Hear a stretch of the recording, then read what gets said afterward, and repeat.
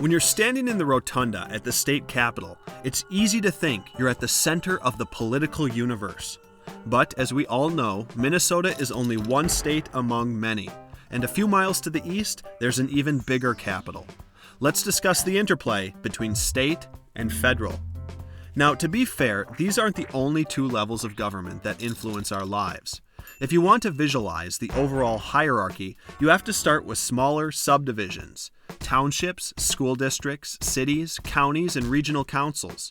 On top of these comes the state capitol in St. Paul, and on top of St. Paul, the big dogs in Washington, D.C. Each level in this great American log pile has the power to draft legislation, and most of the time, the higher you go, the more authority you have. But that doesn't necessarily mean the people up here are in charge.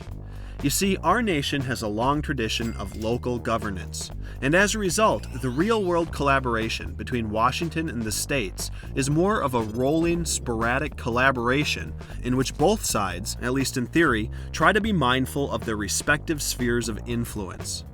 And if that doesn't work, they go to court and slap each other's brains out. This separation of responsibilities is why state legislatures are referred to as the workshops of democracy. Every state, all across the country, is constantly experimenting with its own, slightly different approach to the issues.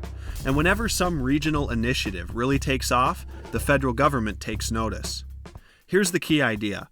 People often assume the politicians in the big capital are the most powerful, and in some ways they may be.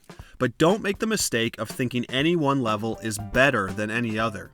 The overall relationship is actually more like hammers. A sledgehammer isn't better than a regular hammer just because it's bigger. They're different tools, and if you don't use the right one for the right job, you're going to hurt somebody.